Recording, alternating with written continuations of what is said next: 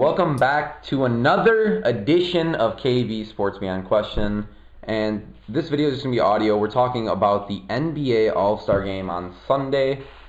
And there's two teams. They did it differently this year. Instead of both conferences branching off into East and West, they did Team LeBron, Team Stephen Curry. Yeah, they basically picked the best players from each conference.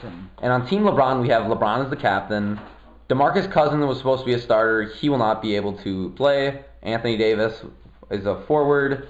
Durant will be another forward. He's got Irving on the team. LeBron will definitely be a starter because he's definitely the captain. We got LaMarcus Aldridge as a reserve. Bradley Beal. Goran Dragic is a replacement. Drummond was a replacement. Paul George is a replacement. Kevin Love cannot play. Injury too. Victor Oladipo is a guard. We have Kristaps Porzingis who will not be able to play. Kemba Walker is another replacement. John Wall will not be able to play. And then Westbrook. And then Curry's team, we have Curry, Giannis, DeMar DeRozan, Embiid, Harden. And then on the bench, we have Jimmy Butler, Green, Al Horford, Damian Lillard, Kyle Lowry, Klay Thompson, Karl Anthony Towns. Who wins and why, Cole? I would pick Team Steph. They have Giannis Antetokounmpo from the Bucks. He's just been a freak this year, potential MVP winner.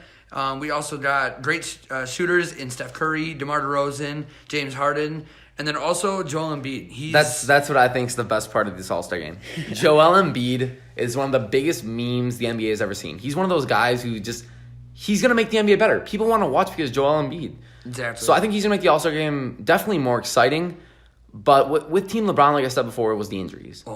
So 4 injured players from Team LeBron. And 2 of them might be out or one for sure 2. is... With Cousins. Cousins is out for the season too. Oh, yeah. A bad Achilles, and then you got Kristaps with his ACL. And then you got Wall and Love who can't participate. And then with Team Curry, they're better shooters, I think. I like Harden. Mm-hmm. Harden and Curry's kind of gonna be cool to see in the backcourt. Harden, Curry, yes. 2 guys who can just shoot the lights out. And then you got a freaking Giannis. And then at the they're wing. reserves. They're reserves. I mean, they have Damian Lillard, which is an all-out scorer. Kyle Lowry, even though he's very underrated, doesn't have like the most pronounced stats. Mm-hmm. Well, but he's in the shadow of DeMar DeRozan. That's the thing. So Kyle Lowry's one of those guys who his whole career has been underrated. Same with Lillard. And that's why I like seeing these guys get in the All-Star game. These are guys who have something to prove. A lot of people take the All-Star game for granted. Oh, the All-Star game, no defense, no nothing. But when you're a guy like Kyle Lowry, Damian Lillard, if you have a good performance in the All-Star game, that can definitely, change your outlook to people watching the All-Star game. Even Karl Anthony Towns. Last year, he was an all-out beast. This year, I haven't heard much about him, to be honest, compared to last year. But another thing with Cat is ever since the Wolves got Jimmy Butler, that's the thing. So I think the All-Star game is going to be cool this year. Definitely, year to year watching, the point value is getting higher. Mm-hmm. But, it is what it is. I think the All-Star game is also, it's always been fun to watch for me.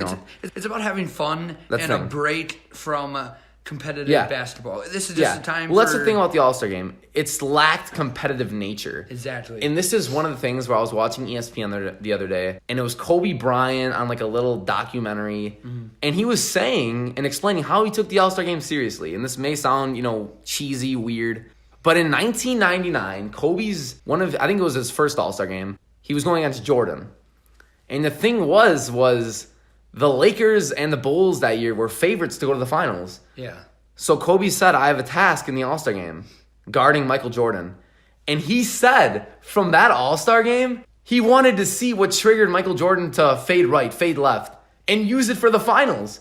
Kobe Bryant used the All-Star game as literally an experiment. It didn't pay off because they did not later play in the finals, but that's still awesome. When you're one of those guys and you're saying, hey, I'm playing him, how can I see what he does in the All-Star game can be like what he plays like in the playoffs or the finals?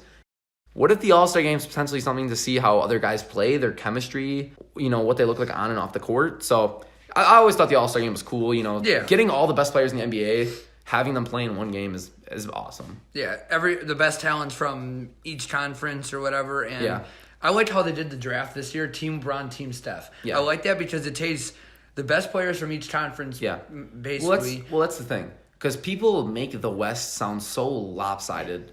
And the West wins every year. The West has been winning, for multiple years. And I think people want to see that competition. Exactly. Because, people think the West is better. So I think, putting Eastern Conference and Western Conference players together is kind of cool. Yeah, just to see what the Eastern Conference can do. Just everyone says Eastern Conference is a piece of cake for LeBron and the Cavs. Really, they have DeMar DeRozan, they have Anthony Davis, not Kevin Durant because he's on the Warriors, but... Well, this is the thing. When you look at it, people make the East sound like there's no talented players. DeMar DeRozan, Giannis, LeBron, that's it. Cut it off. No, that's not the thing. Because, you saw this year in free agency where Jimmy Butler left the Bulls, Paul George left the Pacers to go to the West. Gordon Hayward.